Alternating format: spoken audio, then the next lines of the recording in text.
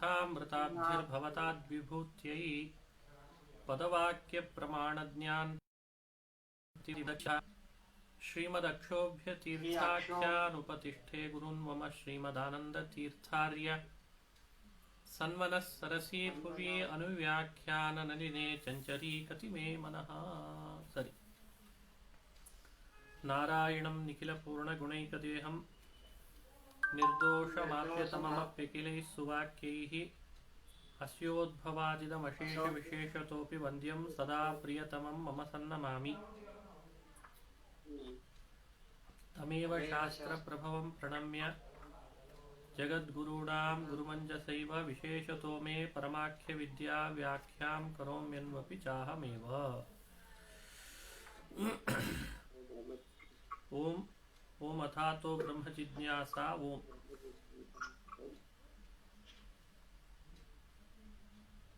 ನಿನ್ನೆ ಹೇಳುವಾಗ ತಾರ್ಕಿಕರ ಭಾಷ್ಯ ವಾಕ್ಯವನ್ನ ವಲ್ಲಭರು ಮೊದಲಾದವರು ಪರತ್ವ ಅಪರತ್ವ ಯೋಗಪದ್ಯ ಅಯೋಗಪದ್ಯಾದಿಗಳ ವಿವರಣೆಯನ್ನು ನೀಡಿ ಅನುಮಾನ ಮಾಡಿ ಕಾಲವನ್ನು ಸಾಧನೆ ಮಾಡಬೇಕಾದ್ರೆ ಸಂಯುಕ್ತ ಸಂಯೋಗಿ ಸಮವಾಯ ಅನ್ನುವ ಪರಂಪರಾ ಸಂಬಂಧವನ್ನು ಕಲ್ಪನಾ ಮಾಡಿ ಅಲ್ಲಿ ಸಂಯುಕ್ತ ಸಂಯೋಗಿ ಅಂದರೆ ಸೂರ್ಯ ತಪನ, ಅಲ್ಲಿ ಸಮವಾಯ ಸಂಬಂಧದಿಂದ ಪರಿಸ್ಪಂದ ಅನ್ನೋದಿರ್ತದೆ. ಸಂಯುಕ್ತ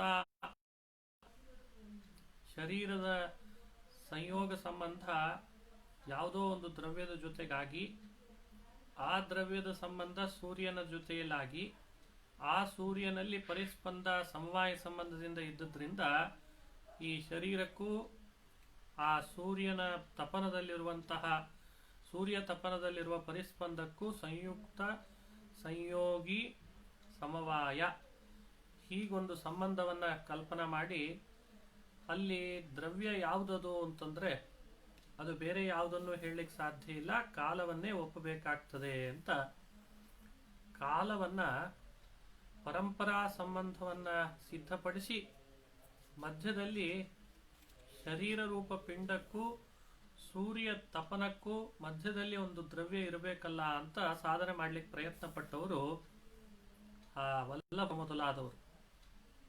ಭಗವತ್ಪಾದರ ಈ ನಿತ್ಯ ಸಿದ್ಧೇಹೆ ಅನ್ನುವಂಥ ಅನುವ್ಯಾಖ್ಯಾನದ ಮಾತಿಗೆ ವಿವರಣೆ ಕೊಡ್ತಾ ಟೀಕಾಕೃತ್ಪಾದರು ಇದು ತಪ್ಪು, ಯಾಕೆ ಅಂದ್ರೆ ಅಭಾವವು ಅಂತ ಅಭಾವದ ಜ್ಞಾನ ಬರ್ತದೋ ಇಲ್ಲೋ, ಘಟಶೂನ್ಯಂ ಭೂತಲಂ ಅಂತ ಘಟ ಅಭಾವ ವಿಶಿಷ್ಟವಾದಂತಹ ಭೂತಲ ಜ್ಞಾನ ಬರ್ತದೆ. ಘಟಾಭಾವ ವಿಶಿಷ್ಟ ಜ್ಞಾನ ಬರುವಾಗ ಇಲ್ಲಿ ಘಟಾಭಾವಕ್ಕೂ ಮತ್ತು ಭೂತಲಕ್ಕೂ ಸಂಬಂಧ ಯಾವುದು?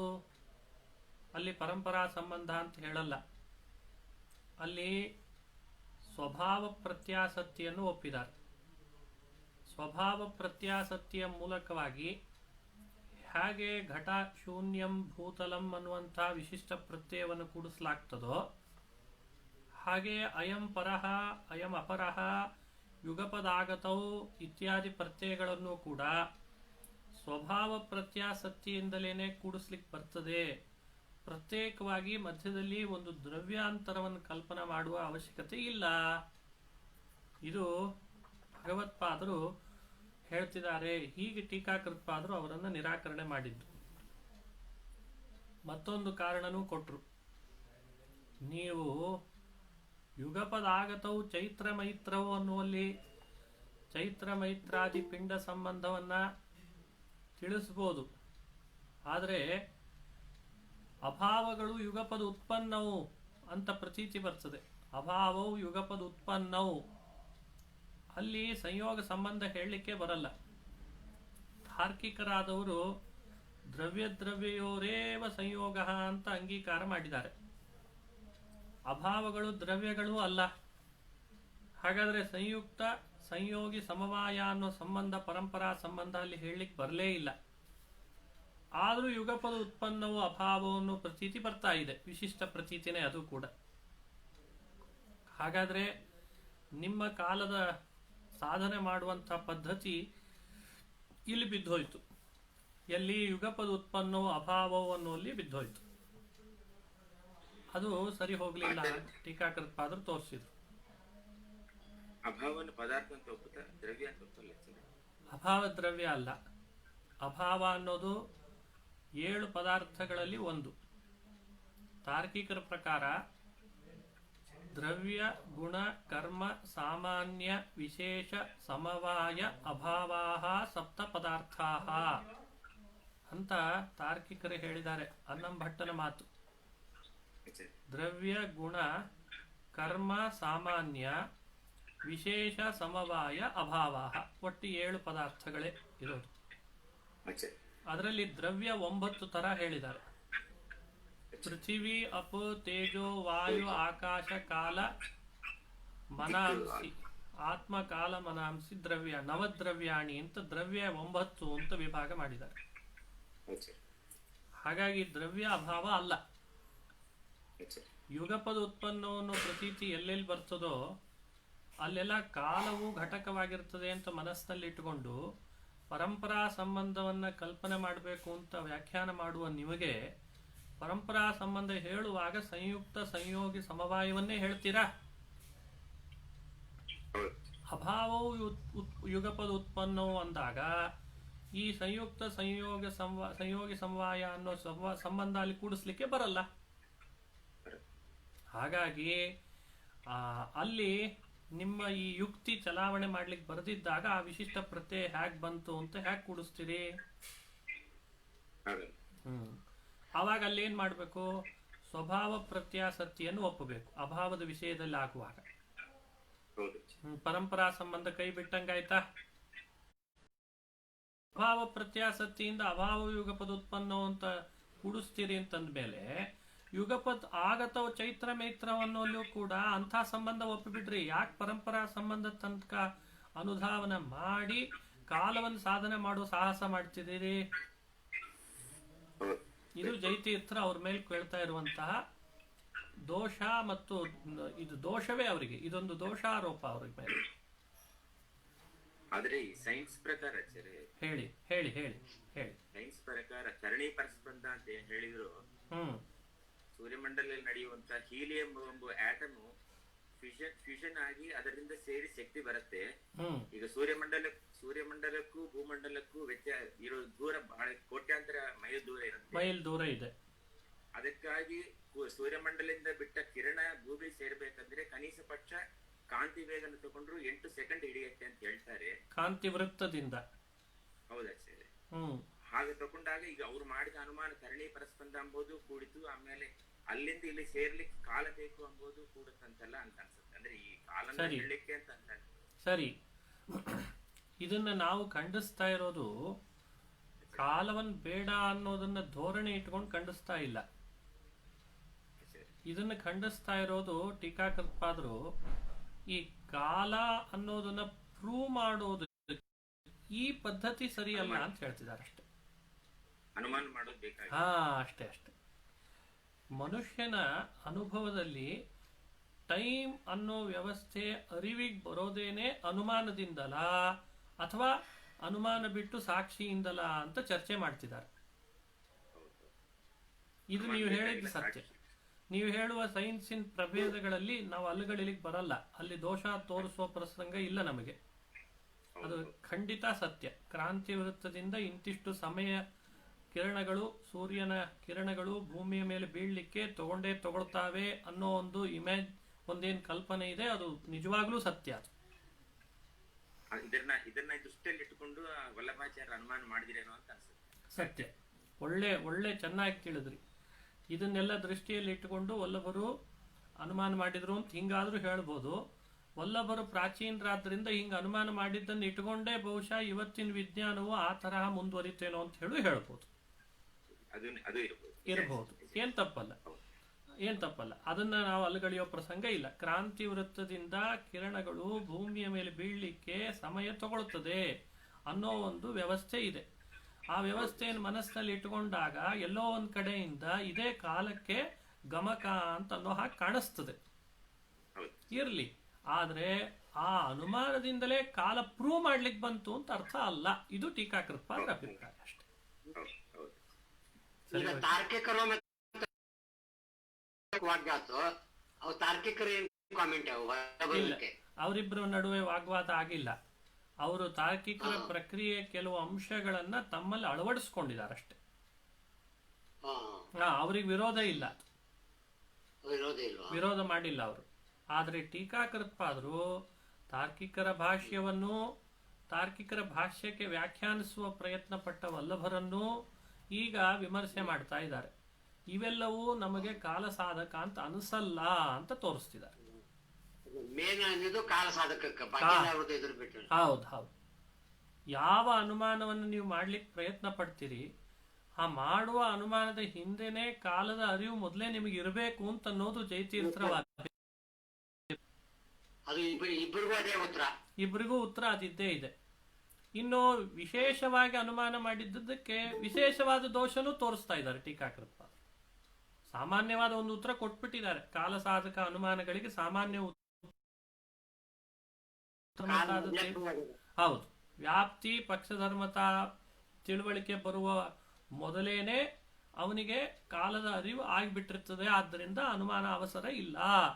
ಸಾಕ್ಷಿಯಿಂದ ಕಾಲ ಅನ್ನೋ ವಿಶೇಷಣ ಎಲ್ಲರಿಗೂ ಬೋಧಿತ ಆಗಿರ್ತದೆ ಅಂತ ಒಪ್ಪುವ ಅನಿವಾರ್ಯತೆ ನಿಮಗೂ ಇದೆ ಅಂತ ತೋರಿಸ್ಬಿಟ್ಟಿದ್ದಾರೆ. ಇದ್ದೇ ಇದೆ, ಆ ಉತ್ತರ ಇದ್ದೇ ಇದೆ. ವಿಶೇಷವಾಗಿ ಅವರು ಪರಾಮರ್ಶೆ ಮಾಡಿದ್ದಕ್ಕೆ ಶಿಷ್ಯರಿಗೆಲ್ಲ ತಿಳಿಸ್ಬೇಕಾಗಿದೆ ಜೈತೀರ್ಥರು. ನೋಡಿ ವಲ್ಲಭರು ಎಂಥ ಬುದ್ಧಿವಂತಿಕೆಯನ್ನು ಮೆರೆದಿದ್ದಾರೆ. ಪರತ್ವ ಅಂದ್ರೆ ಏನು ಅಂತ ಎಕ್ಸ್ಪ್ಲನೇಷನ್ ಕೊಟ್ಟಿದ್ದಾರೆ, ಅಪರತ್ವ ಅಂದ್ರೆ ಎಕ್ಸ್ಪ್ಲನೇಷನ್ ಕೊಟ್ಟಿದ್ದಾರೆ. ಯೋಗ ಪದ್ಯ ಅಯೋಗ ಪದ್ಯದ ಎಕ್ಸ್ಪ್ಲನೇಷನ್ ಕೊಟ್ಟು ಒಂದು ಹೊಸ ಥಿಯರಿಯಲ್ಲಿ ಅನುಮಾನವನ್ನು ಮಾಡಿ ತಮ್ಮ ಶಿಷ್ಯರಿಗೆ ಅವ್ರ ಭಾಷ್ಯದಲ್ಲಿ ತಿಳಿಸಿದ್ದಾರೆ ಭಾಷ್ಯದ ವಿವರಣೆಯನ್ನ ಅಂತ ತೋರಿಸಿದ್ರಲ್ವಾ? ತಪ್ಪ ತೋರಿಸಿ ಅಲ್ಲಿಯೂ ಕೂಡ ನಮಗೆ ಯಾಕೋ ಸಮಸ್ಯೆ ಇದೆ ಅಂತ ಕಾಣಿಸ್ತದೆ ಅಂತ ಅಭಾವದ ವಿಷಯದಲ್ಲಿ ದೋಷ ತೋರಿಸಿದ್ರು ಅವರಿಗೆ. ಏನ್ ಪರಂಪರಾ ಸಂಬಂಧ ಅಂತ ಒಂದು ಕಲ್ಪನಾ ಮಾಡ್ಕೊಂಡ್ರಲ್ಲ ಅವರು, ಆ ಪರಂಪರಾ ಸಂಬಂಧವು ಎಲ್ಲಾ ಕಡೆಯಲ್ಲಿ ಅಪ್ಲೈ ಮಾಡ್ಲಿಕ್ಕೆ ಬರಲ್ಲಲ್ಲ, ಇದೊಂದು ದೋಷ ಅವರಲ್ಲಿ. ಸರಿ ಹೋಯ್ತಾ? ವಿವರಣೆ ಸ್ಪಷ್ಟ ಆಯ್ತಾ? ಮತ್ತಂತಾರೆ ಬರೀ ಅಭಾವದ ವಿಷಯದಲ್ಲಿ ಅಷ್ಟೇ ಅಲ್ಲ, ವಲ್ಲಭರಿಗೂ ಜೈತೀರ್ಥರಿಗೂ ಒಂದು ಡಿಬೇಟ್ ನಡೆದಿದೆ. ವಲ್ಲಭರಿಗೆ ಅಂತ ಅರ್ಥ ಅಲ್ಲ, ಅವರ ಅನುಯಾಯಿಗಳಿಗೆ ಅಂತ ಇಟ್ಕೊಳ್ಬೇಕು. ಯಾಕಂದ್ರೆ ಅವರು ಇವರು ಸಮಕಾಲೀನರಲ್ಲ. ಯಾರು ಯಾರು? ಜೈತೀರ್ಥರು, ತಾರ್ಕಿಕರಲ್ಲ, ಜೈತೀರ್ಥರು. ಜೈತೀರ್ಥರಿಗೂ ಅವರ ಅನುಯಾಯಿಗಳಿಗೂ ಒಂದು ಡಿಬೇಟ್ ನಡೆದಿದೆ. ಯಾಕಂದ್ರೆ ಅವರ ಅನುಯಾಯಿಗಳು ಅದನ್ನು ಮಾತನಾಡ್ತಾರೆ. ಅವ್ರ ಜೊತೆಯಲ್ಲಿ ಮಾತನಾಡ್ತಾ ಇವ್ರು ಜೈತೀರ್ಥರು ದೋಷ ತೋರಿಸಿದ್ರು. ನೋಡಿ, ಅಭಾವವು ಉತ್ಪನ್ನವು ಅಂತ ಜ್ಞಾನ ಬಂದಾಗ ಅಲ್ಲಿ ಆಗುವಾಗ ಹ್ಯಾಕ್ ಸಾಧ್ಯ ಅಂತ ಕೇಳಿದ್ರಲ್ವಾ? ಅವ್ರೇನ್ ಮಾಡಿದ್ರು? ಅದಕ್ಕೊಂದು ಉಪಾಯ ಮಾಡಿದ್ರು. ಏನು? ಅತ್ರ ಸಂಬಂಧೇ ಬಾಧಕಾಭಾವಾತ್ ನೈವಮಿತಿ ಚೇತ್ ಅಂತಂದ್ರು. ಅತ್ರ ಸಂಬಂಧೇ ಬಾಧಕಾಭಾವಾತ್ ಸಿಕ್ಕದಂದ್ಕೊಳ್ತೇನೆ ನಿಮಗೆಲ್ಲ ಪ್ಯಾರಾಗ್ರಾಫು. ನಿನ್ನೆ ಇದನ್ನ ಉದ್ದಕ್ಕೆ ಓದ್ಬಿಟ್ಟಿದ್ದೆ. ಉದ್ದಕ್ಕೆ ಓದ್ಬಿಟ್ಟಿದ್ದೇನೆ. ಓದಿದ್ರದ್ದು ನಿಮಗೆ ವಿವರಣೆ ಕೊಡ್ಲಿಕ್ಕೆ ನಂಗೆ ಆಗಿಲ್ಲ, ಟೈಮ್ ಜಾಸ್ತಿ ಆಗಿತ್ತು, ಅದಕ್ಕೆ ಹೇಳ್ತಾ ಇದ್ದೆ. ಅತ್ರ ಸಂಬಂಧೇ ಬಾಧಕಾಭಾವಾತ್ ನ ಏವಮಿತಿ ಚೇತ್ ನ ಅನ್ಯ ಸಮವೇತಸ್ಯೈವ ಬಾಧಕತ್ವಾತ್ ಅಂತಾರೆ. ಎಂಥ ಅದ್ಭುತವಾದ ಡಿಸ್ಕಷನ್ ಮಾಡ್ತಾರೆ ಜೈತೀರ್ಥರು. ಸಂಬಂಧೇ ಬಾಧಕಾಭಾವಾತ್ ಅಂತಂದ್ರೆ ಅಲ್ಲ, ಅಭಾವಗಳಿಗೆ ಏನೇ ಆಗಲಿ ಒಂದು ಸಂಬಂಧ ಅಂತೂ ಹೇಳಲೇಬೇಕಾ? ತಿಳುವಳಿಕೆಗೆ ಬರ್ತಾ ಇದೆ ಅಂದಮೇಲೆ ಅಸಂಬದ್ಧವಾದದ್ದು ತಿಳುವಳಿಕೆಗೆ ಬರಲ್ಲ. ಸಂಬಂಧ ಇದ್ರೆ ತಿಳುವಳಿಕೆಗೆ ಬರ್ತದೆ. ಹಾಗಾಗಿ ಘಟಶೂನ್ಯಂ ಭೂತಲಂ ಅನ್ನುವಲ್ಲಿಯೂ, ಘಟಾಭಾವವು ಉತ್ಪನ್ನವು, ಯುಗಪದ ಉತ್ಪನ್ನವು ಇತ್ಯಾದಿಗಳಲ್ಲಿಯೂ ಯಾವುದಾದ್ರೂ ಒಂದು ಸಂಬಂಧ ಅಂತೂ ಹೇಳಬೇಕಾಗ್ತದೆ.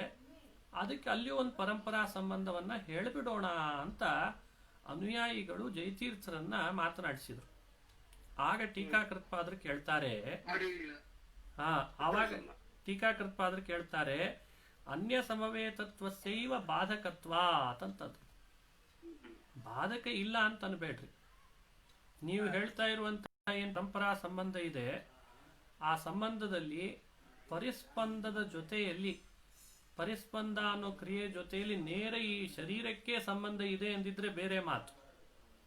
ಆ ಪರಿಸ್ಪಂದ ಯಾರೊಳಗಿದೆ? ಅದು ಸೂರ್ಯನಲ್ಲಿದೆ. ಸೂರ್ಯನಲ್ಲಿ ಮತ್ತೆ ಸೂರ್ಯನಲ್ಲಿ ಸಮವೇತವಾದಂತಹ ಪರಿಸ್ಪಂದ ಭೂಮಿಯಲ್ಲಿರುವವನ ಜೊತೆಯಲ್ಲಿ ಹೇಗಪ್ಪ ಸಂಬಂಧ ಪಡೀತದೆ ಅನ್ನೋದೇ ದೊಡ್ಡ ಬಾಧಕ. ಯಾಕಂದ್ರೆ ಕ್ರಿಯೆ ಇರೋದು ಸೂರ್ಯನಲ್ಲಿ, ಪರಿಣಾಮ ಅದರದ್ದು ಸಂಬಂಧ ನೀವು ಹೇಳ್ತಾ ಇರೋದು ಯಾರಲ್ಲಿ?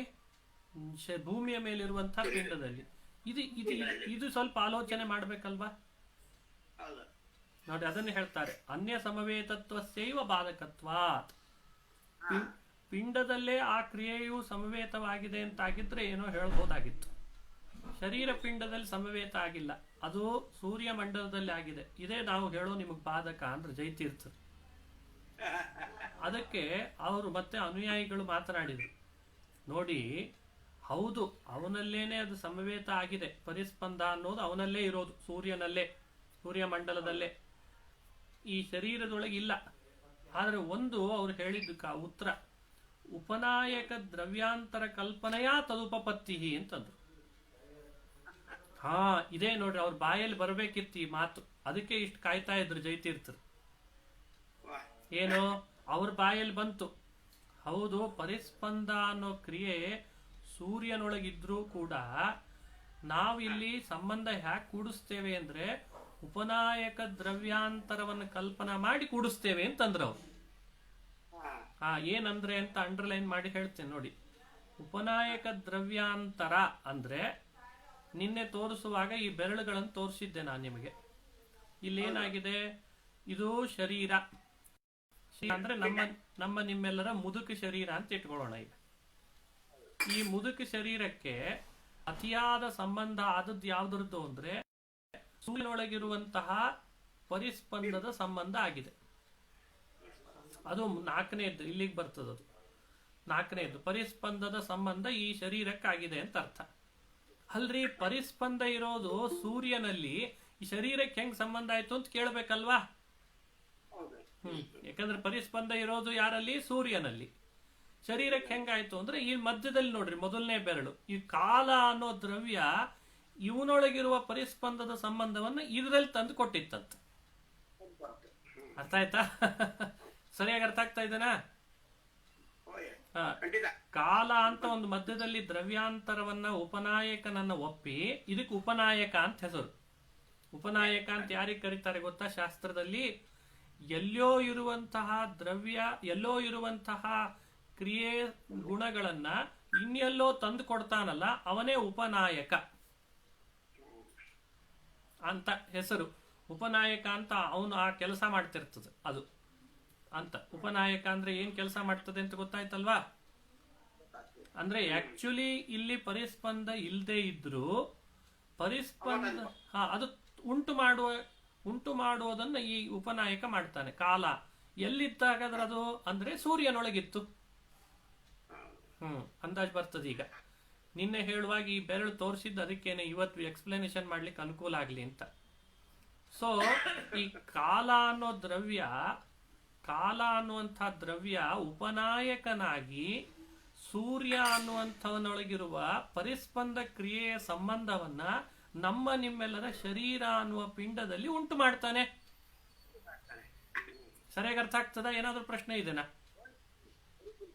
ಇಷ್ಟೇ ಇರೋದು. ಹೇಳಿದ್ರೆ ಕಾಲದಿಂದ ಬರುವಂಗಿದ್ರೆ ಅದು ಎಂದು ಸದಾ ಇರ್ಬೇಕಾಗಿರುತ್ತೆ. ಸರಿ, ದೋಷ ತೋರ್ಸೋಣ. ಅವ್ರ ಅಭಿಪ್ರಾಯ ಮೊದಲು ಅರ್ಥ ಮಾಡ್ಕೊಳ್ಳೋಣ. ಇದು ಅವ್ರದ್ದು ಎಕ್ಸ್ಪ್ಲನೇಷನ್. ಇದು ಈಗ ಅವ್ರು ಮಾತನಾಡಿದ ಈ ಶಬ್ದದ ಅರ್ಥ ಇಷ್ಟು: ಉಪನಾಯಕ ದ್ರವ್ಯಾಂತರ ಕಲ್ಪನೆಯ ತದುಪಪತ್ತಿ. ಅಂದ್ರೆ ಅನ್ಯ ಸಮವೇತತ್ವ ಅನ್ನೋದು, ಯದ್ಯಪಿ ಪರಿಸ್ಪಂದ ಅನ್ನೋದು ಸೂರ್ಯನ ಬಿಂಬದಲ್ಲಿದ್ದರೂ ಕೂಡ ಉಪನಾಯಕನಾದಂತಹ ಕಾಲ ಅನ್ನೋ ದ್ರವ್ಯಾಂತರವನ್ನ ಎಕ್ಸ್ಟ್ರಾ ಒಪ್ಪಿದ ಮೇಲೆ ಆ ಕಾಲ ಅನ್ನೋ ದ್ರವ್ಯಾಂತರ ಪರಿಸ್ಪಂದ ಅನ್ನೋದರ ಸಂಬಂಧವನ್ನು ಶರೀರದಲ್ಲಿ ಉಂಟು ಮಾಡ್ತದೆ. ಇದಕ್ಕೇನ್ ಬಾಧಕ ಅಂತ ಕೇಳ್ತಾರ ಅವರು. ಎಕ್ಸ್ಪ್ಲೇನ್ ಸರಿಯಾಗಿ ಅರ್ಥ ಆಯ್ತಾ? ಇದು ಅವ್ರ ಅಭಿಪ್ರಾಯ. ಇದು ಅವ್ರ ಅನುಯಾಯಿಗಳು ಜೈತೀರ್ಥರನ್ ಪ್ರಶ್ನೆ ಕೇಳಿದ್ರು. ಈಗ ಹಿಂಗ್ ಒಪ್ಪಿದ್ರೆ ಏನ್ ಬಾಧಕ ಹೇಳಿ ನೋಡೋಣ.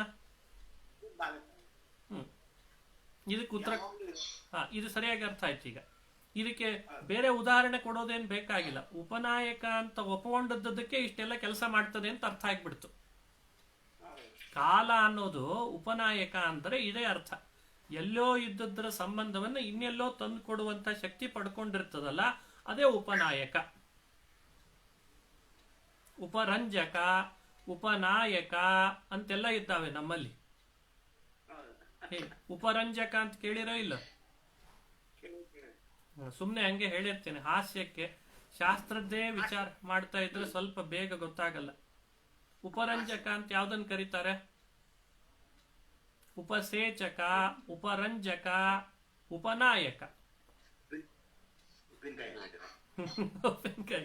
ಕರೆಕ್ಟ್. ಊಟ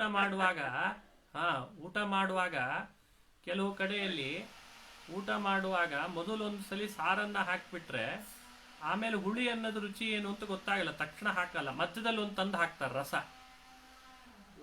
ಅದು ಉಪರಂಜಕ ಅಂತ ಹಾಕ್ತಾರೆ ಅದಕ್ಕೆ. ಯಾಕೆ ಅಂದ್ರೆ ನಾಲಿಗೆ ಮೇಲೆ ಸಾರಿನ ರುಚಿ ಇದ್ದದ್ದು ಪೂರ್ಣ ಹೋಗ್ಬಿಡ್ಬೇಕಂತೆ, ಹುಳಿ ರುಚಿನೇ ಪ್ರತ್ಯೇಕ ಗೊತ್ತಾಗ್ಬೇಕಂತೆ. ಅದಕ್ಕೆ ಮಧ್ಯದಲ್ಲಿ ಒಂದು ಉಪರಂಜಕ ಅಂತ ಹಾಕ್ತಾರೆ. ಹಂಗೆ ಉಪಸೇಚಕ, ಉಪ್ಪಿನಕಾಯಿ ಹಾಕ್ತಾರೆ. ನಾಲಿಗೆ ಮೇಲೆ ನೆಕ್ಕೊಂಡ ಅಂದ್ರೆ ಮುಂದೆ ಹಾಕುವಂತಹ ಪದಾರ್ಥದ ರುಚಿ ಅರ್ಥ ಆಗ್ಬೇಕಂತ. ಹಿಂಗಿರ್ತದೆ. ಹಂಗೆ ಪ್ರಕೃತದಲ್ಲಿಯೂ ಕೂಡ ಕಾಲ ಅನ್ನೋದು ಉಪರಂಜಕ ಅಲ್ಲ, ಉಪಸೇಚಕ ಅಲ್ಲ. ಇವ ಏನಾಗಿದ್ದಾನೆ ಅಂತ ಹೇಳಿದ್ರು ಅವರು? ಕಾಲವನ್ನ ಉಪನಾಯಕ ಅಂದ್ರು. ಅಂದ್ರೆ ಉಪನಾಯಕ ಅಂದ್ರೆ ಏನು? ಅದ್ರ ಕೆಲಸ ಏನು? ಶರೀರಾದಿಗಳಲ್ಲಿ ಸೂರ್ಯನೊಳಗಿರುವಂತಹ ಪರಿಸ್ಪಂದ ರೂಪ ಕ್ರಿಯಾದ ಸಂಬಂಧವನ್ನ ಮಾಡಿಸೋದೇ ಉಪನಾಯಕ. ಸರಿಯಾಗಿ ಅರ್ಥ ಆಯ್ತಾ? ಇದೆಲ್ಲ ಸಿವಿಲ್ ಇಂಜಿನಿಯರಿಂಗ್ ಇನ್ನೂ ಬೇಗ ಅರ್ಥ ಆಗ್ತದೆ. ಅಂದ್ರೆ ಕೆಲವು ಟಿ ಅಂತ ಕೊಟ್ಟಿರ್ತಾರೆ. ಟಿ ಅಂತ ಗೊತ್ತಾಗಿರ್ತದೆ. ಟಿ ಅಂತಂದ್ರೆ ಅಂದ್ರೆ ನೀರು ಈ ಕಡೆಯಿಂದಲೂ ಬಂದು ಈ ಕಡೆಯಿಂದಲೂ ಬಂದು ಒಂದ್ ಕಡೆಯಲ್ಲಿ ಹೋಗ್ಬೇಕಾಗಿರ್ತದೆ ಅಂತ ಟಿ ಅಂತ ಅಡಾಪ್ಟ್ ಮಾಡ್ತಾರೆ. ಹಂಗೆ ಕರೆಂಟಿನ ಕೆಲಸ ಮಾಡೋರಿಗೂ ಗೊತ್ತಾಗ್ತದೆ. ಅದು ಉಪನಾಯಕ ಸ್ಥಾನದಲ್ಲಿ ಒಂದ್ ಮಧ್ಯದಲ್ಲಿ ಇಡ್ತಾರೆ. ಅದ್ರ ಹೆಸರು ನಂಗೆ ಗೊತ್ತಾಗ್ತಾ ಇಲ್ಲ. ಈ ಕರೆಂಟ್ ಕೆಲಸ ಮಾಡೋರು ಜಂಕ್ಷನ್ ಅನ್ಬೇಕು. ಅದಕ್ಕೆ ಜಂಕ್ಷನ್ ಅಂತ ಕರೀಬೇಕಂದ್ರೆ. ಅಂದ್ರೆ ಅದು ಎಲ್ಲ ಕಡೆ ಸಪ್ಲೈ ಆಗ್ಬೇಕಲ್ಲ, ಉಳಿದ ಕಡೆ ಎಲ್ಲದು ಜಂಕ್ಷನ್ ಅಂತ ನೋಡಿ. ಇದಕ್ಕೆ ಉಪನಾಯಕ ಅನ್ನೋ ಹೆಸರು ಶಾಸ್ತ್ರೀಯ. ಜಂಕ್ಷನ್ನು, ಟೀ, ವಾಲ್ವು ಮತ್ತೆ ಇನ್ನೇನೇನೋ ಇದ್ದಾವಲ್ಲ, ಅವೆಲ್ಲ ಲೋಕಲ್ ಹೆಸರು ಎಲ್ಲ ಲೋಕದಲ್ಲಿ. ಅಂತೂ ಇಂತೂ ಪ್ರತಿಯೊಂದು ಜಗತ್ತಿನೊಳಗೆ ನಡೆಯುವಂತಹ ಕಾರ್ಯದ ಹಿಂದೆ ಕಾಲ ಅನ್ನೋ ಉಪನಾಯಕನ ಸ್ಥಾನ ದೊಡ್ಡದಿದೆ ಅಂತಾರವ್ರು. ಯಾವುದೇ ಏನೇ ನಡೀಲಿರಿ ಬೇಕಂದ್ರೆ ನೀವು ಈ ಇದ್ರದ್ದು ವಾಯಾ ಮೀಡಿಯಾ ಕಾಲದ ಮೂಲಕನೇ ಮಾಡ್ಬೇಕು ನೀವು, ಅಲ್ವಾ? ಹಾಗಾಗಿ ಕಾಲವನ್ನ ಉಪನಾಯಕ ಅನ್ನುವಂತಹ ಶೀರ್ಷಿಕೆಯಲ್ಲಿ ಮಾತಾಡ್ತಾರೆ ಸಾಕಷ್ಟು ಜನ ಫಿಲಾಸಫರ್ಸ್. ಕಾಲ ಅನ್ನೋದು ಉಪನಾಯಕ. ಕೆಲವರಂತೂ ಕಾಲವೇ ದೇವರು ಅಂದ್ಬಿಟ್ಟಿದ್ದಾರೆ. ಇನ್ನೇನು ಹೇಳೋಣ, ಪುರಾಣಗಳಲ್ಲೇ ಹೇಳ್ಬಿಟ್ಟಿದ್ದಾರೆ ವೇದವ್ಯಾಸ, ಕಾಲನೇ ಸಾಕ್ಷಾತ್ ದೇವತೆ ಅಂತ. ಕಾಲಾಯ ತಸ್ಮೈ ನಮಃ. ಅದೇ ನಮ್ಮ ಪ್ರಕಾರ ಆಮೇಲೆ ಅರ್ಥ ಮಾಡೋದು ಹಂಗೆ. ನಮಗೆ ಯಾವಾಗ್ಲೂ ಹಂಗೆ ಅಲ್ವಾ? ನಾವೇನ್ ಕೊಟ್ರು ಆಧ್ಯಾತ್ಮಿಕವಾಗಿ ಹೇಳೋ ಪದ್ಧತಿ ಬೆಳೆಸ್ಕೊಂಡ್ಬಿಟ್ಟಿದ್ದೇವೆ. ಹಿಂಗಾಗಿ ಕಾಲ ಅಂದ್ರೆ ದೇವರು ಅಂತ ಆಮೇಲೆ ಅರ್ಥ ಮಾಡ್ತೀವಿ. ಸಹಜವಾಗಿ ಹೇಳಿದೆ, ಇವತ್ತು ಲೋಕದ ವ್ಯವಹಾರದೊಳಗೆ ಕಾಲ ಅನ್ನೋದು ಉಪನಾಯಕ ಸ್ಥಾನದಲ್ಲಿ ಇದೆ.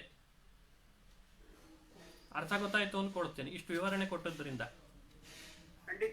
ಇನ್ ಮುಂದೆ ಅದನ್ನ ಅವ್ರು ಹೇಳಿದ್ರು, ಉಪನಾಯಕ ದ್ರವ್ಯಾಂತರ ಕಲ್ಪನೆಯ ತದು ಉಪಪತ್ತಿ ಅಂದ್ರೆ ಅನ್ಯ ಸಮವೇತತ್ವ ಇದ್ರೂ ಕೂಡ ಬಾಧಕ ಬರದಂತೆ ಆ ಪರಂಪರಾ ಸಂಬಂಧ ಕೂಡಿಸಬಹುದು ಅಂತ ಅವರ ಅಭಿಪ್ರಾಯ ಇತ್ತು.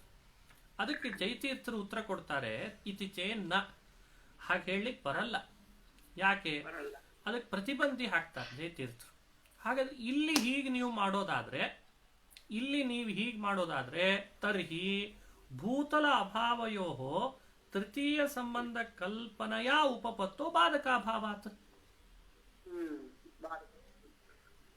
ಒಂದು ಕೆಲಸ ಮಾಡೋಣ ನೋಡಿ. ಅವ್ರು ಹೇಳ್ತಾರೆ ಭೂತಲ ಮತ್ತು ಘಟ ಅಂದ್ರೆ ಘಟ ಶೂನ್ಯಂ ಭೂತಲಂ ಅಂತ ಪ್ರತೀತಿ ಬರ್ತದೆ, ವಿಶಿಷ್ಟ ಪ್ರತೀತಿ. ಘಟ ಶೂನ್ಯಂ ಭೂತಲಂ ಅನ್ನೋ ವಿಶಿಷ್ಟ ಪ್ರತೀತಿಯಲ್ಲೂ ಕೂಡ ಘಟಾಭಾವಕ್ಕೂ ಭೂತಲಕ್ಕೂ ನೀವೇ ತೋರಿಸುವಂತೆ ತೃತೀಯ ಸಂಬಂಧ ಒಪ್ಪಬೇಕು ಅಲ್ವಾ? ನೋಡಿ, ಸಂಬಂಧ ಇಲ್ಲದೆ ವಿಶಿಷ್ಟ ಪ್ರತೀತಿ ಬರಲ್ಲ, ಇದು ಎಲ್ಲ ಕಡೆಯಲ್ಲಿ ಕಾಮನ್. ಅದನ್ನೇ ಹೇಳಿದ್ರು, ಭೂತಲ ಘಟಾಭಾವಯೋಹೋ ತೃತೀಯ ಸಂಬಂಧ ಕಲ್ಪನೆಯ ಉಪಪತ್ತೌ ಬಾಧಕಾಭಾವಾತ್. ಮೂರನೇ ಒಂದು ಸಂಬಂಧ ಕಲ್ಪನೆ ಮಾಡಿಬಿಡ್ರಿ, ಆವಾಗಲೂ ಏನು ಬಾಧಕ ಇಲ್ಲ ಅಂತ ಹೇಳ್ಬೋದಲ್ಲ. ಪ್ರತ್ಯೇಕ ಕಾಲ ಕಲ್ಪನೆ ಮಾಡೋದು ಬೇಕಾಗಿಲ್ಲ. ಪ್ರತಿಬಂಧಿ ಹಾಕ್ತಾ ಇದ್ದಾರೆ, ಅದಕ್ಕೆ ಅವರೇ ಉತ್ತರ ಕೊಡಬೇಕು. ಅದಕ್ಕೆ ಇವರಂದ್ರು, ಅವರು ಅನುಯಾಯಿಗಳು ಮಾತನಾಡಿದ್ರು, ಮತ್ತೆ ಹಂಗಲ್ಲ ಎಲ್ಲಾ ಕಡೆಯಲ್ಲಿ ಹೇಳಿಕ್ ಬರಲ್ಲ ಅಂದ್ರು ಅವರು. ಯಾಕಂದ್ರೆ ಅವ್ರು ಕಾಲ ಸಂಬಂಧ ಸಮರ್ಥನೆ ಮಾಡಬೇಕಾಗಿದೆ ಅವರಿಗೆ. ಅದಕ್ಕೆ ಸ್ವಾರಸಿಕ ಸಂಬಂಧೇನೈವ ವಿಶಿಷ್ಟ ಪ್ರತ್ಯಯ ಉಪಪತ್ತೌ ಕಿಂ ಅಪ್ರತೀಯಮಾನ ಸಂಬಂಧ ಕಲ್ಪನೆಯ ಇತಿ ಚೇತ್. ಅವ್ರ ಬಾಯಲ್ಲಿ ಬರಬೇಕು ಈ ಉತ್ತರ. ಅಂದ್ರೆ ಘಟಾಭಾವಕ್ಕೂ ಭೂತಲಕ್ಕೂ ವಿಶೇಷಣತಾಖ್ಯ ಸ್ವಭಾವ ಪ್ರತ್ಯಾಸಕ್ತಿ ರೂಪ ಸ್ವಾರಸಿಕವಾದ ಸಂಬಂಧವನ್ನೇ ನಾವು ತೋರಿಸಿ ಆ ವಿಶಿಷ್ಟ ಪ್ರತ್ಯಯವನ್ನು ಕೂಡಿಸ್ಲಿಕ್ಕೆ ಬರ್ತಿರುವಾಗ ಮೂರನೇ ಒಂದು ಸಂಬಂಧವನ್ನ ಕಲ್ಪನೆ ಯಾಕೆ ಮಾಡಬೇಕು ಅಪ್ರಾಮಾಣಿಕವಾದದ್ದನ್ನ ಅಂತ ಅವ್ರು ನಮ್ಮನ್ನು ಕೇಳಿದ್ರು. ಅವ್ರು ಜೈತೀರ್ಥರನ್ನು ಕೇಳಿದ್ರು, ಅಭಾವದ ವಿಷಯದಲ್ಲಿ ಆಗುವಾಗ ಇಷ್ಟೇ ಮಾಡ್ಲಿಕ್ಕೆ ಬರ್ತಿರುವಾಗ ಮೂರನೇ ಒಂದು ಸಂಬಂಧವನ್ನು ಯಾಕೆ ಕಲ್ಪಿಸ್ಬೇಕು ಅಂತ ಅವ್ರು ಕೇಳಿದ್ರು ನಮ್ಮನ್ನ. ಸ್ವಾರಸಿಕವಾದ ಸಂಬಂಧದಿಂದಲೇನೆ ವಿಶಿಷ್ಟ ಪ್ರತ್ಯಯವನ್ನು ಕೂಡಿಸ್ಲಿಕ್ಕೆ ಬರ್ತಿರುವಾಗ ಅಪ್ರಾಮಾಣಿಕವಾದ ಅಂದ್ರೆ ಅಪ್ರತೀಯಮಾನವಾದ ತೃತೀಯ ಸಂಬಂಧ ಕಲ್ಪನೆ ಘಟಾಭಾವ ಭೂತಲಗಳಲ್ಲಿ ಮಾಡಲ್ಲ ಅಂತ ಅವ್ರು ಉತ್ತರ ಕೊಟ್ರು.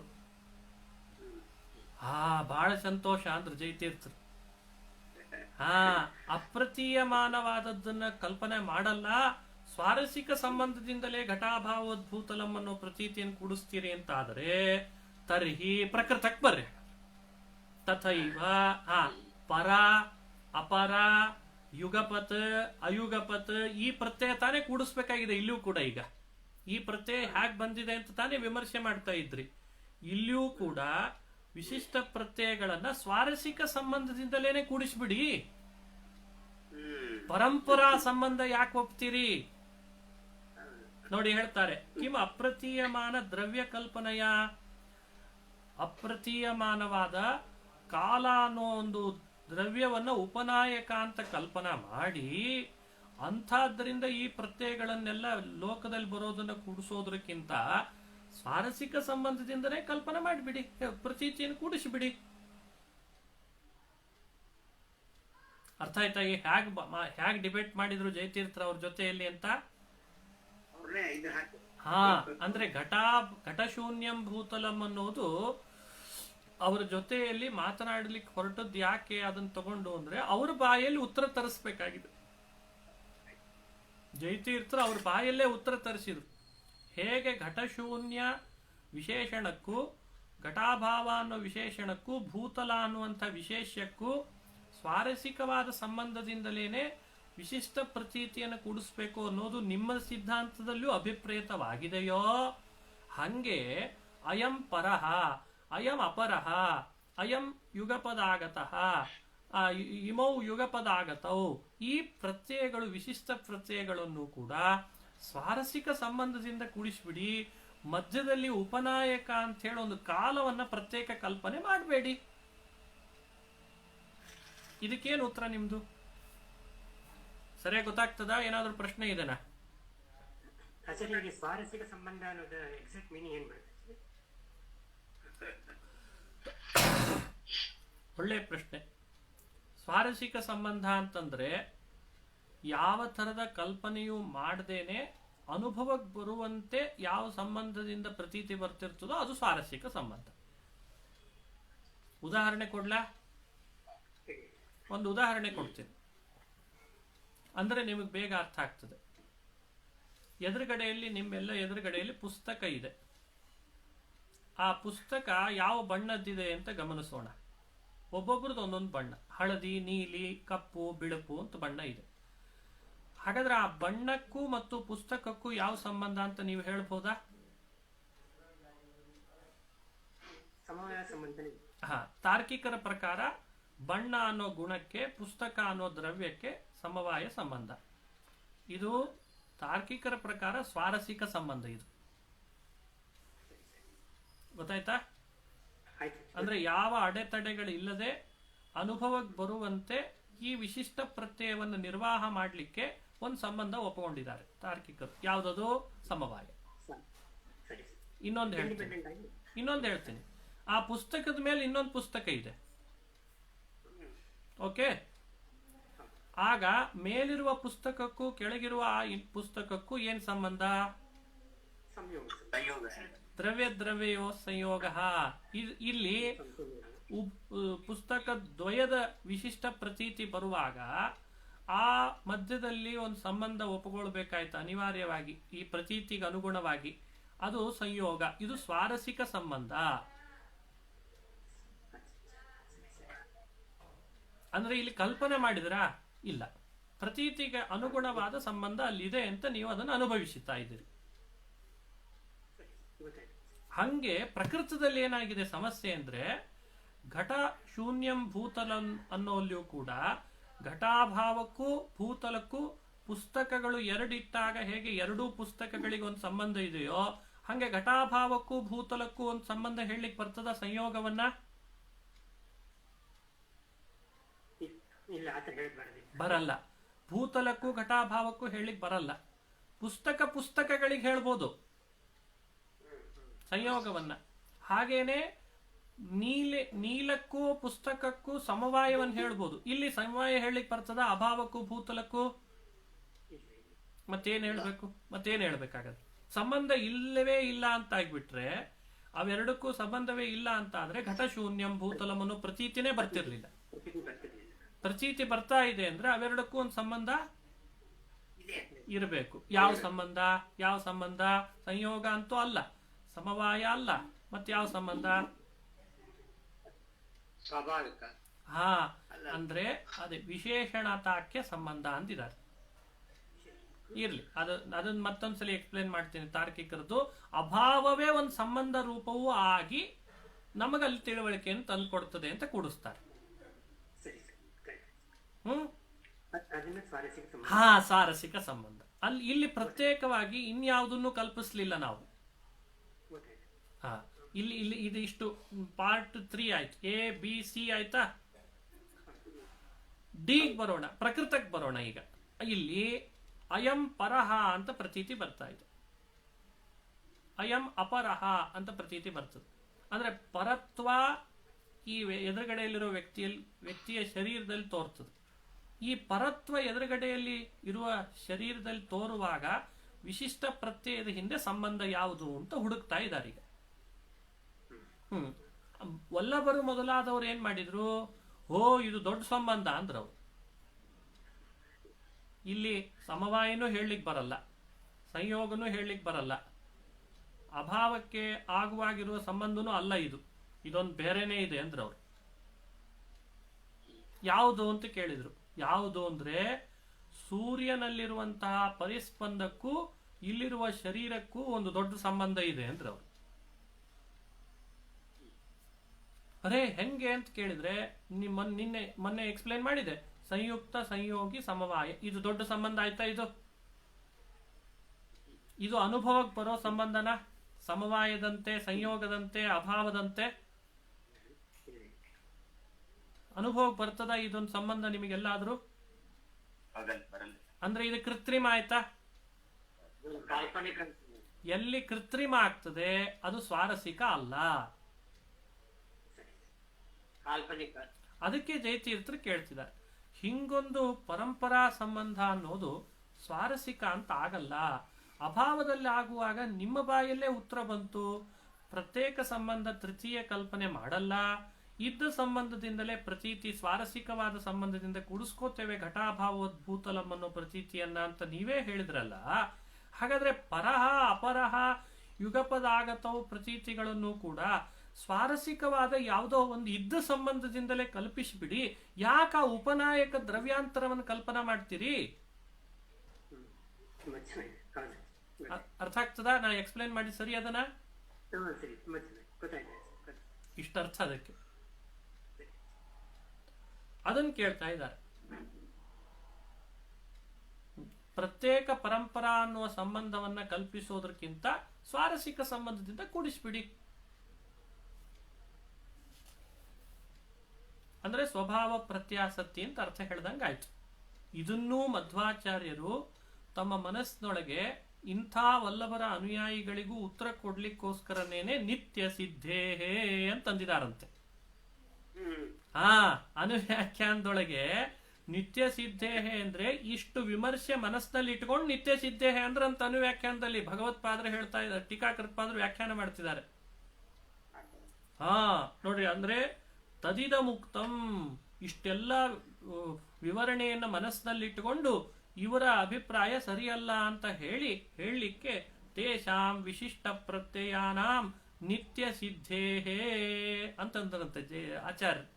ಅಂದ್ರೆ ಅರ್ಥ ಏನು? ನಿತ್ಯ ಸಿದ್ಧೇಹೇ ಅಂದ್ರೆ ದ್ರವ್ಯಾಂತರ ಕಲ್ಪನಾಂ ವಿನಾ ಸ್ವಭಾವಾದೇವ ಸಿದ್ಧೇಹೇ ಅಂತ ಅರ್ಥ. ಈಗ ಅಂದ್ರೆ ಪ್ರತ್ಯೇಕ ಉಪನಾಯಕ ಕಾಲವನ್ನು ಕಲ್ಪನೆ ಮಾಡದೇ ಹೋದ್ರೂ ಕೂಡ ಈ ಪ್ರತೀತಿಯನ್ನ ಸ್ವಭಾವ ಸಂಬಂಧದಿಂದಲೇ ಕೂಡಿಸಿಬಿಡ್ಬೋದು.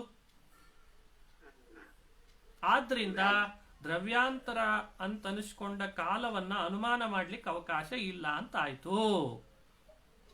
ನೋಡಿ, ಅದೇ ವಾಕ್ಯದ ಅರ್ಥ. ತೇಷಾಂ ವಿಶಿಷ್ಟ ಪ್ರತ್ಯಯಾನಾಂ ನಿತ್ಯ ಸಿದ್ಧೇಹೇ ಶಬ್ದ ಅಲ್ಲಿ ಈಜಿಕ್ವಲ್ ಟು ಅಂತ ಹಾಕೋಬೇಕು. ನಿತ್ಯ ಸಿದ್ಧೇಹೇ ಅದು ಬೋಲ್ಡ್ ಆಗಿ ಪ್ರಿಂಟ್ ಮಾಡ್ಬೇಕು. ಆಕ್ಚುಲಿ ಆಗಿಲ್ವಾ? ಎಲ್ಲ ಎಡಿಟಿಂಗ್ ಸರಿಯಾಗಿ ಆಗಿಲ್ಲ. ಅದು ನಿತ್ಯ ಸಿದ್ಧೇಹ ಅನುವ್ಯಾಖ್ಯಾನದಲ್ಲಿರೋ ಶಬ್ದ ಅದು. ನೋಡಿ, ನಿತ್ಯ ಸಿದ್ಧೇ ಶಬ್ದಕ್ಕೆ ಅರ್ಥ ಬರೀತಿದ್ದಾರೆ ಜೈತೀರ್ಥರು. ಏನಂತ? ದ್ರವ್ಯಾಂತರ ಕಲ್ಪನಾ ವಿನಾ ಸ್ವಭಾವಾದೇವ ಸಿದ್ಧೇಹೇ. ಅದು ನಿತ್ಯ ಸಿದ್ಧೇಹೇ ಶಬ್ದಕ್ಕೆ ಅರ್ಥ. ಈಕ್ವಲ್ ಟು ಹಾಕೊಂಡ್ರೆ ಅರ್ಥ ಆಗ್ತದೋ ಇಲ್ಲೋ? ಕನ್ನಡದಲ್ಲಿ ಕೊಡ್ಬೇಕಾದ್ರೆ ಕೊಟ್ಟಿದ್ದಾರೆ ಆಚಾರ್ಯ, ಈ ಸಂಸ್ಕೃತದಲ್ಲಿ ಬರೀಬೇಕಾದ್ರೆ ಅದನ್ನ ಕೊಟ್ಟಿಲ್ಲ.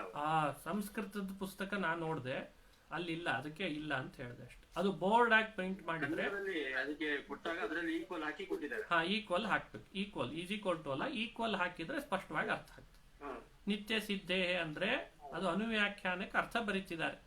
ಅಂತೂ ದ್ರವ್ಯಾಂತರ ಕಲ್ಪನಾ ಮಾಡದೆ ಹೋದ್ರೂ ಸ್ವಭಾವ ಸಂಬಂಧದಿಂದಲೇನೆ, ಸ್ವಾರಸಿಕವಾದ ಸ್ವಭಾವ ಸಂಬಂಧದಿಂದ. ಸರಿಯಾಗಿ ಅರ್ಥ ಆಗ್ತದಾ? ದ್ರವ್ಯಾಂತರ ಅನುಮಾನಾವಸರೋ ನಭವೇ. ಅನುಮಾನದಿಂದ ಕಾಲ ಸಾಧನೆ ಮಾಡ್ಲಿಕ್ಕೆ ಅವಕಾಶ ಇಲ್ಲ ಅಂತ ಆಯ್ತು. ತದನೇನ ಸ್ವರಸತಃ ಅಪ್ರತ್ಯಾಸನ್ನತ್ವೇ ಸತಿ ಇತಿ ವಿಶೇಷಣ ಸಿದ್ಧಿ. ಇಷ್ಟೆಲ್ಲ ನಾವು ನಿರೂಪಣೆ ಮಾಡಿ ತೋರಿಸಿದ್ರಿಂದ ಅವರು ಅನುಮಾನ ಪ್ರಯೋಗ ಮಾಡುವಾಗ ಏನ್ ಮಾಡಿದ್ರು ನೆನಪಿರ್ಬೇಕೀಗ. ಅಲ್ಲಿಗೆ ದೋಷ ಕೊಡ್ತಾರೆ. ಅವರು ಅನುಮಾನ ಪ್ರಯೋಗ ಮಾಡುವಾಗ ನಿನ್ನೆ ತೋರಿಸಿದ್ದೆ, ತರಣಿ ಪರಿಸ್ಪಂದಾಹ ಪಕ್ಷ ಪದಾರ್ಥ ಸಾರ್ಥೆ ವಿಶಿಷ್ಟ ಪ್ರತ್ಯಯೋ ಸ್ವಪ್ರತ್ಯಾಸತ್ಯಂ ಅಪೇಕ್ಷಂತೆ ಅನ್ನೋದು ಸಾಧ್ಯ ನಿರ್ದೇಶ ಆಗಿತ್ತು. ಸ್ವರಸತಃ ಅಪ್ರತ್ಯಾಸನ್ನತ್ವೇ ಸತಿ ವಿಶಿಷ್ಟ ವ್ಯವಹಾರ ಜನಕತ್ವಾತ್ ಅಂತ ಹೇತು ಮಾಡಿದ್ರಲ್ವಾ? ಇದು ವಲ್ಲಭರು ಅನುಮಾನ ಕಾಲ ಸಾಧನೆ ಮಾಡುವಾಗ ಈ ಅನುಮಾನ ಮಾಡಿದ್ರು. ಅಲ್ಲಿ ಆ ಅನುಮಾನದಲ್ಲಿ ಸ್ವರಸತಃ ಅಪ್ರತ್ಯಾಸನ್ನತ್ವೇ ಸತಿ ಅನ್ನೋದು ಹೇತುವಿಗೆ ವಿಶೇಷಣ ಕೊಟ್ಟಿದ್ರು, ಅಡ್ಜೆಕ್ಟಿವ್. ಸ್ವರಸತಃ ಅಪ್ರತ್ಯಾಸನ್ನತ್ವೇ ಸತಿ ಅಂತ. ಆದ್ರೆ ಇಷ್ಟೋ ತನಕ ಜೈತೀರ್ಥರು ಅವ್ರ ಬಾಯಲ್ಲೇ ಬರೆಸಿದ್ರೋ ಇಲ್ಲೋ ಸ್ವರಸತಃ ಪ್ರತ್ಯಾಸನ್ನತ್ವೇ ಸತಿ ಅಂತ. ಆದ್ರಿಂದ ವಿಶೇಷಣ ಸಿದ್ಧಿ ಬಂತು ಹೇತುವಿಗೆ ಅಂತ ದೋಷ ಕೊಟ್ರಿ. ಸ್ವರಸತಃನೇ ಪ್ರತ್ಯಾಸಕ್ತಿ. ಸ್ವರಸತ ಅಂದ್ರೆ ಸ್ವಾರಸಿಕ ಪ್ರತ್ಯಾಸಕ್ತಿಯಿಂದಲೇ ಪ್ರತೀತಿಯನ್ನು ಕೂಡಿಸ್ಲಿಕ್ಕೆ ಬರ್ತದೆ ಅನ್ನೋದನ್ನ ಅವ್ರ ಬಾಯಿಂದಲೇ ತರಿಸಿಬಿಟ್ರು. ಘಟವದ್ಭೂತಲಂ ಅನ್ನೋ ಉದಾಹರಣೆ ಕೊಟ್ಟು. ಘಟವದ್ಭೂತಲಂ ಅಲ್ಲ, ಘಟಾಭಾವದ್ಭೂತಲಂ ಅನ್ನೋದನ್ನ ಪ್ರತಿಬಂಧಿಯಾಗಿ ಹೇಳಿ ಅವ್ರ ಬಾಯಿಂದ ಉತ್ತರ ತರಿಸಿದ್ರು. ಸರಿಯಾಗಿ ಅರ್ಥ ಆಯ್ತಾ? ತರಿಸಿ ಆ ವಿಶೇಷಣ ಅವ್ರು ಮಾಡಿದ ಅನುಮಾನಕ್ಕೆ ದೋಷ ಇದೆ, ವಿಶೇಷಣ ಸಿದ್ಧಿ ಅಂತ ತೋರಿಸಿದ್ರು.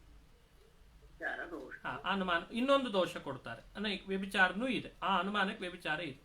ಯಾಕೆ ವಿಚಾರ ವಿಶಿಷ್ಟ ವ್ಯವಹಾರ ಜನಕತ್ವಾತ್ ಅಂತ ಇಷ್ಟೇ ಇಟ್ಕೊಂಡು ಬಿಟ್ರೆ ಸರಿ. ಸ್ವಾರಸಿಕ ಸ್ವರಸತಃ ಅಪ್ರತ್ಯಾಸನ್ನತ್ವೇ ಸತಿ ಎನ್ನುವಂಥ ವಿಶೇಷಣ ಬಿಟ್ಬಿಡ್ತೀವಿ, ಅನುಮಾನನೇ ಇಷ್ಟು ಮಾಡ್ಕೊಳ್ತೀವಿ. ತರಣಿ ಪರಿಸ್ಪಂದಾಹ ಪದಾರ್ಥ ಸಾರ್ಥೆ ವಿಶಿಷ್ಟ ಪ್ರತ್ಯಯ ಉತ್ಪತ್ತೌ ಸ್ವಪ್ರತ್ಯಾಸತ್ಯಂ ಅಪೇಕ್ಷಂತೆ ವಿಶಿಷ್ಟ ವ್ಯವಹಾರ ಜನಕತ್ವಾತ್. ಸಂಬಂಧ ಸಾಧನೆ ಮಾಡೋದು ಯಾವಾಗಲೂ ವಿಶಿಷ್ಟ ವ್ಯವಹಾರ ಜನಕತ್ವ ಹೇತು ಇಟ್ಟುಕೊಂಡೇ ಮಾಡ್ತಾರೆ ತಾರ್ಕಿಕರು, ಅದೇ ಯುಕ್ತಿ. ಇಲ್ಲಿ ಅಷ್ಟೇ ಇಟ್ಕೊಳ್ತೇವೆ ಅಂತ ಏನಾದರೂ ಅವರು ಅಂದ್ರೆ ಸಮಸ್ಯೆ ಏನು? ಅನೈಕಾಂತಿಕತೆ. ಎಲ್ಲಿ ಘಟಶೂನ್ಯಂ ಭೂತಲಂ ಅನ್ನೋಲ್ಲಿ ಘಟಶೂನ್ಯಂ ಭೂತಲಂ ಅನ್ನೋಲ್ಲಿ ಘಟಾಭಾವೋದ್ಭೂತಲಂ ಅಂತ ವಿಶಿಷ್ಟ ಪ್ರತ್ಯಯ ಹುಟ್ಟುತ್ತದೋ ಇಲ್ಲೋ ಅಲ್ಲಿ. ಆದ್ರೆ ಅಲ್ಲಿ ಪರಂಪರಾ ಸಂಬಂಧದ ಅವಶ್ಯಕತೆ ಇಲ್ಲ. ಹಾಗಾದ್ರೆ ಪರಂಪರಾ ಸಂಬಂಧದ ಅವಶ್ಯಕತೆ ಇಲ್ಲದೆ ಇರುವ ಘಟಶೂನ್ಯಂ ಭೂತಲಂ ಅನ್ನುವ ಸ್ಥಳದಲ್ಲಿ ವಿಶಿಷ್ಟ ವ್ಯವಹಾರ ಜನಕತ್ವ ಇದೆ.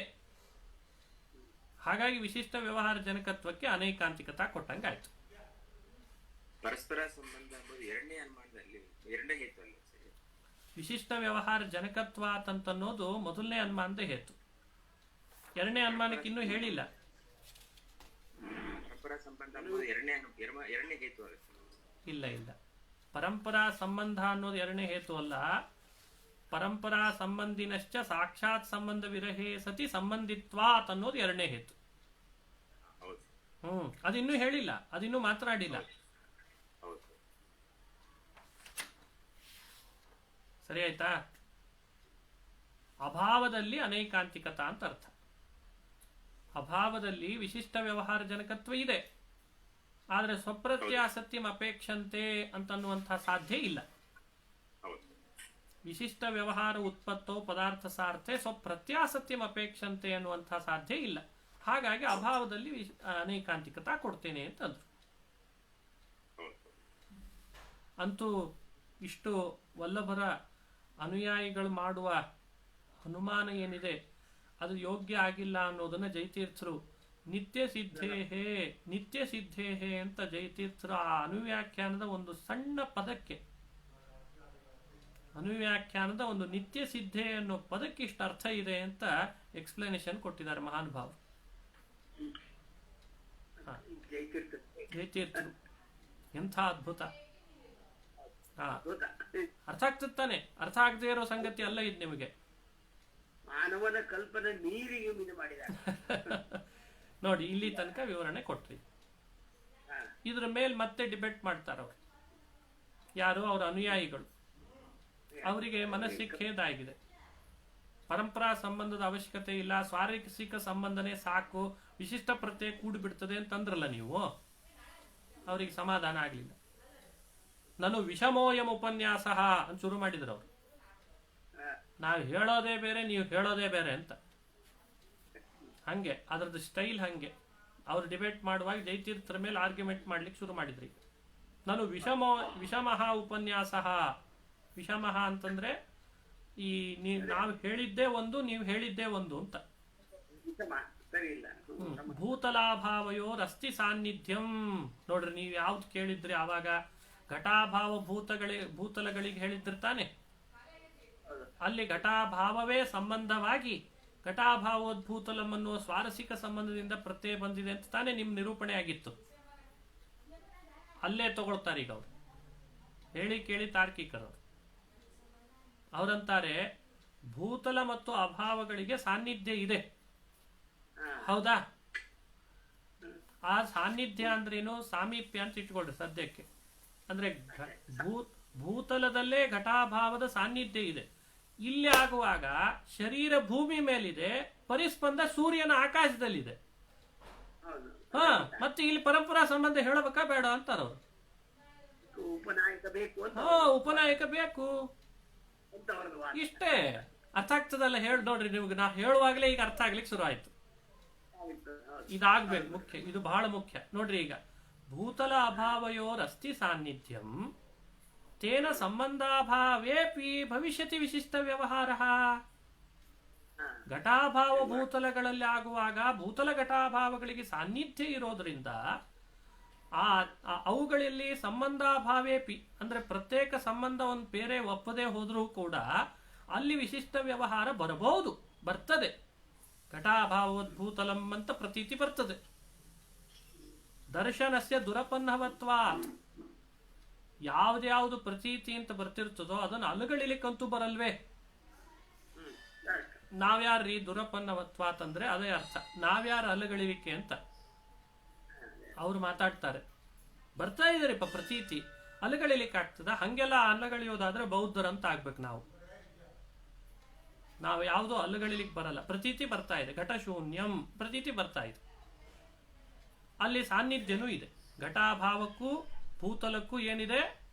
ಸಾನ್ನಿಧ್ಯ ಇದೆ, ಸಾನ್ನಿಧ್ಯ ಇದೆ. ಹಾ ಹಾ ಅಲ್ಲಿ ಸಂಬಂಧಾಂತರ ಕಲ್ಪನಾ ಮಾಡು ಅಂತ ನೀವು ಹೇಳಲೂಬೇಡ್ರಿ, ವ್ಯರ್ಥ. ನಾವು ಅದಕ್ಕೆ ಅಲ್ಲಿ ಸಂಬಂಧದ ಪ್ರಶ್ನೆಗೆ ಹೋಗಲ್ಲ. ನಾವಲ್ಲಿ ಸಂಬಂಧ ಕಲ್ಪನೆ ಮಾಡೋದೇ ಇಲ್ಲ. ಎಲ್ಲಿ ಯಾಕೆ ಸುಮ್ನೆ ಮಾಡ್ಬೇಕ್ರಿ? ಹಾ ಆದ್ರೆ ತರಣಿ ಪರಿಸ್ಪಂದಕ್ಕೂ ಈ ಶರೀರಕ್ಕೂ ಹಿಂಗೆ ಸಾನ್ನಿಧ್ಯ ಇದೆನಾ? ಸಾನ್ನಿಧ್ಯ ಇಲ್ಲಷ್ಟು ಮಾತ್ರ ಕಾಲದಿಂದ ಸಂಬಂಧ ಹಿಂಗೆ ಯಾಕೆ ಹೇಳ್ಬೇಕು? ಅನಿವಾರ್ಯ ಅಂತ ಅರ್ಥ. ಅದಕ್ಕೆ ಬೇರೆ ಬೇರೆ ಸಂಬಂಧದಿಂದ ಅನಿವಾರ್ಯ. ಈಗ ನೋಡಿ ಅನಿವಾರ್ಯ. ಈಗ ನೋಡಿ, ಒಂದು ಬೋಗಿ ಮುಂದೆ ಹೋಗ್ತಾ ಇದೆ, ಹಿಂದಿಂದೆ ಅದನ್ನು ಅನುಸರಿಸ್ಕೊಂಡೆ ಇನ್ನೊಂದು ಭೋಗಿನೂ ಕೂಡ ಅತ್ಯಂತ ಹತ್ತಿರದಿಂದ ಹೋಗ್ತಾ ಇದೆ ಅಂತಂದ್ರೆ ಸಹಜವಾಗಿ ಅವೆರಡಕ್ಕೂ ಮ್ಯಾಗ್ನೆಟಿಕ್ ಸಂಬಂಧ ಇದೆ ಅಂತ ಒಪ್ತೀರಾ ಇಲ್ಲೋ? ಹ ಇಲ್ದೇನೆ ಹಿಂದಿನ ಭೋಗಿ ಹೆಂಗ್ರಪ್ಪ ಹೇಳ್ಕೊಂಡೋಯ್ತು ಮುಂದದು? ಕಾಣಿಸ್ತೇ ಇರ್ಬೋದು ನಿಮಗಲ್ಲಿ ಸಂಬಂಧ ಆದದ್ದು.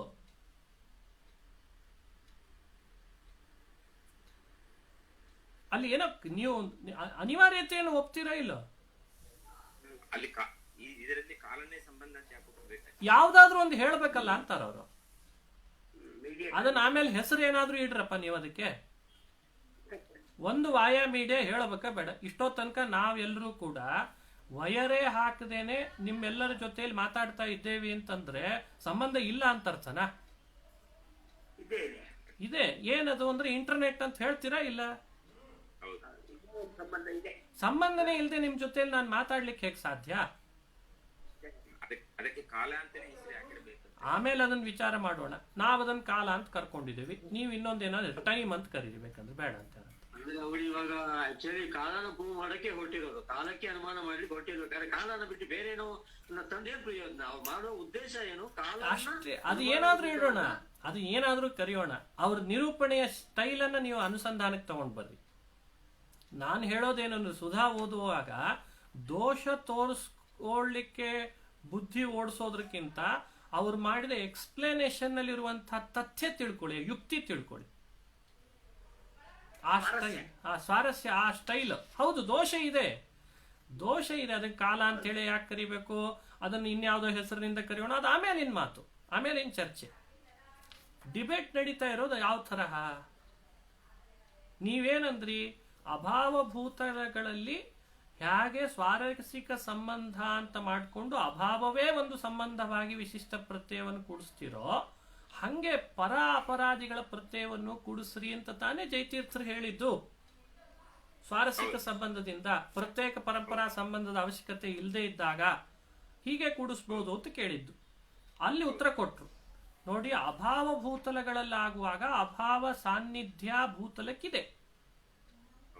ಆದ್ರಿಂದ ಅಲ್ಲಿ ಸಂಬಂಧದ ಕಲ್ಪನೆ ನಾವು ಮಾಡ್ಲಿಕ್ಕೆ ಹೋಗಲ್ಲ, ವ್ಯರ್ಥ. ಪ್ರತೀತಿ ಬರ್ತಾ ಇದೆ, ಪ್ರತೀತಿ ಕೂಡಿಸ್ಬೇಕಿತ್ತು, ಅದಕ್ಕೆ ಅಲ್ಲಿ ನಾವು ಪ್ರತ್ಯೇಕ ಸಂಬಂಧ ಒಪ್ಪಲಿಲ್ಲ, ಅಭಾವ ಪ್ರತ್ಯಾಸಕ್ತಿಯಿಂದ ಕೂಡಿಸ್ಕೊಂಡ್ಬಿಟ್ವಿ. ಆದ್ರೆ ಸಾನ್ನಿಧ್ಯ ಇಲ್ಲದೆ ಇರುವಂತಹ ಸ್ಥಳದಲ್ಲಿ ಏನ್ ಮಾಡೋಣ? ಅದನ್ನು ಕೇಳಿದ್ರೆ ಅವ್ರು ನಮ್ಮನ್ನ ಉತ್ತರ ಕೊಡಿ. ಸಾನ್ನಿಧ್ಯ ಇಲ್ಲದೆ ಇರೋ ಸ್ಥಳ ಇದು, ಅದಕ್ಕೆ ಕೇಳ್ತಾ ಇದ್ದಾರೆ. ನಚ ತರಣಿ ಪರಿಸ್ಪಂದಾನಾಂ ಪಿಂಡ ಸಾನ್ನಿಧ್ಯವಸ್ತಿ. ತರಣಿ ಪರಿಸ್ಪಂದ ಅಲ್ಲಿದೆ. ಎಲ್ಲಿದೆ? ಸೂರ್ಯನಲ್ಲಿ. ಪಿಂಡ ಅನ್ನೋದು ಇಲ್ಲಿದೆ. ಎಲ್ಲಿ? ಭೂಮಿಯಲ್ಲಿ. ಪಿಂಡದ ಸಾನ್ನಿಧ್ಯ ಅದಕ್ಕೆ ಹೇಳಲಿಕ್ಕೆ ಬರ್ತದ? ಬರಲ್ಲ. ಹಾಗಾದ್ರೆ ಸಾನ್ನಿಧ್ಯ ಇಲ್ಲದೆ ಇರುವಂತಹ ಜಾಗದಲ್ಲಿ ಏನ್ ಮಾಡಬೇಕು ನೋಡಿ, ಹೇಳ್ತಾರೆ. ತಥೋ ಭವಿತವ್ಯಂ ಮಧ್ಯೆ ದ್ರವ್ಯಾಂತರೇಣ.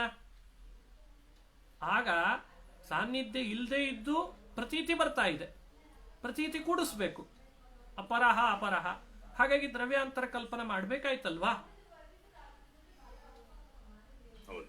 ಇದು ಹಾಗಾದ್ರೆ ಸಾನ್ನಿಧ್ಯ ಅಲ್ಲಿ ಸಂಬಂಧ ಕಲ್ಪನೆ ಮಾಡದೇ ಇರೋದಕ್ಕೆ ಪ್ರಯೋಜಕ, ಇಲ್ಲಿ ಸಾನ್ನಿಧ್ಯ ಇಲ್ಲದೆ ಇರೋದು ಸಂಬಂಧ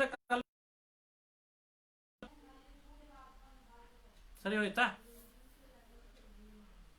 ಇದಕ್ಕೇನು ಉತ್ತರ ಕೊಡ್ತಾರೆ ಜಯತೀರ್ಥರಂತಾರೆ, ಮೈವಂ ವಿನಾಪಿ ಸಾನ್ನಿಧ್ಯೇನ ಘಟಜ್ಞಾನಂ ಇತಿ ವಿಶಿಷ್ಟ ಪ್ರತ್ಯಯ ದರ್ಶನಾತ್ ಅಂತ ಉತ್ತರ ಕೊಡ್ತಾರೆ. ಸಾನ್ನಿಧ್ಯ ಅನ್ನೋದು ಪ್ರಯೋಜಕ ಅಲ್ಲ, ಸಾನ್ನಿಧ್ಯ ಅನ್ನೋದು ಪ್ರಯೋಜಕ ಅಲ್ಲ. ಸಾನ್ನಿಧ್ಯ ಇಲ್ಲದೆ ಇದ್ರೂ ಕೂಡ ಜ್ಞಾನ ಬರ್ತದೆ, ವಿಶಿಷ್ಟ ಜ್ಞಾನ ಬರ್ತದೆ.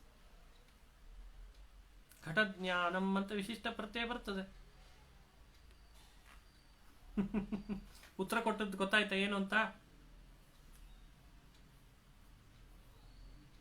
ಸಾನ್ನಿಧ್ಯ ಬೇಕಾಗಿಲ್ಲ. ಬೇಕಾಗಿಲ್ಲ. ಸಾನ್ನಿಧ್ಯ ಇಲ್ಲದೆ ಇದ್ರೂ ವಿಶಿಷ್ಟ ಪ್ರತ್ಯಯ ಬಂತದ್ದು.